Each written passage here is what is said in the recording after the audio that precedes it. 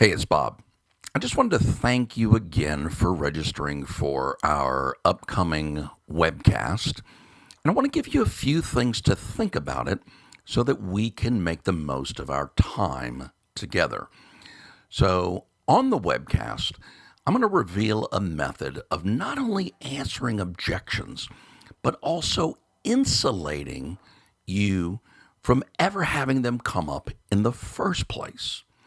For the first time, you'll learn how to have a truly collaborative conversation with your clients that's completely in harmony with the way that their mind works.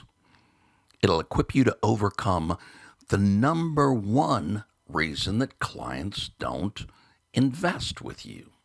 So, if you want to do more business with your existing book, learn some ways to more easily and effortlessly create new opportunities with your existing clients, or create more opportunities to do business with prospects, outside centers of influence, and motivate your staff, you're absolutely going to love this webcast.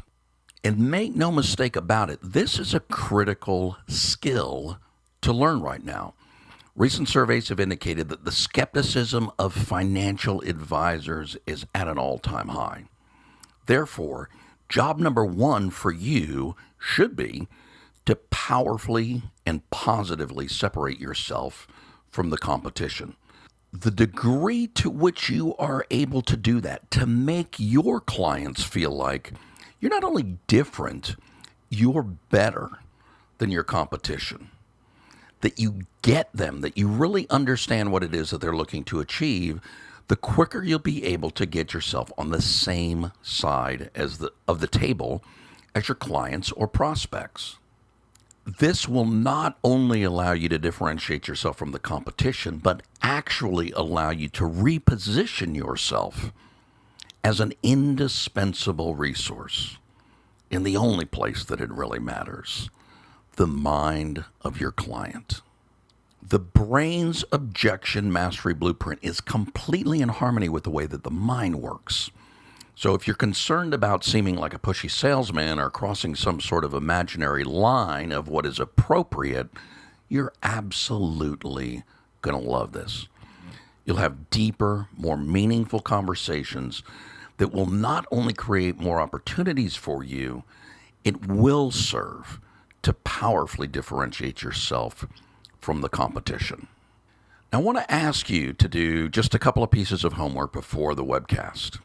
I'd like you to think of two different objections, concerns, or conversations that you have repeatedly with prospects and clients. In the first one, I want you to think of a pre-engagement objection that you have to deal with. This means that if you hear over and over again that things are too expensive, that would be perfect. Or that they don't want to make a long-term commitment, that would be perfect. Or they don't want to pay a fee, that would be perfect.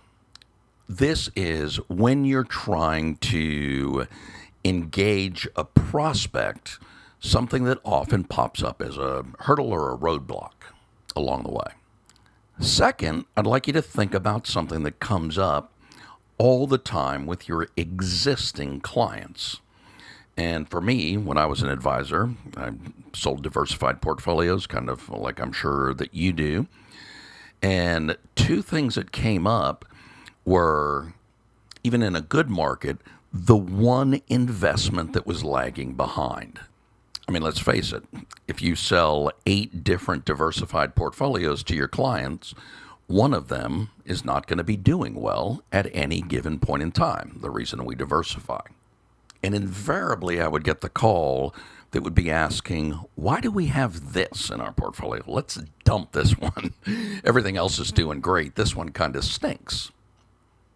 And the second thing was nervousness anytime that there was a market correction. Those might be yours, or more than likely, it's probably going to be something completely different. But I'd like you to grab one of those from each of those scenarios. One that you deal with prospects, even if the prospect happens to be an existing client, but you're attempting to move them into something new. And the second one that comes up once people have already become your clients. And in the next pre-webcast tutorial, I'm going to give you a couple of examples of how you can handle those particular objections. And you should know that it will serve you very well to list them below in the comment section, or if you'd rather, you can email them to me privately. That'll go a long way to making sure that the time that we spend together on the call is even more valuable. Don't forget to mark the calendar, and please dial in a little bit early just to make sure that you have your space on the call. The time and date are right there below, so mark it in your calendar. And I will talk to you soon on the next tutorial.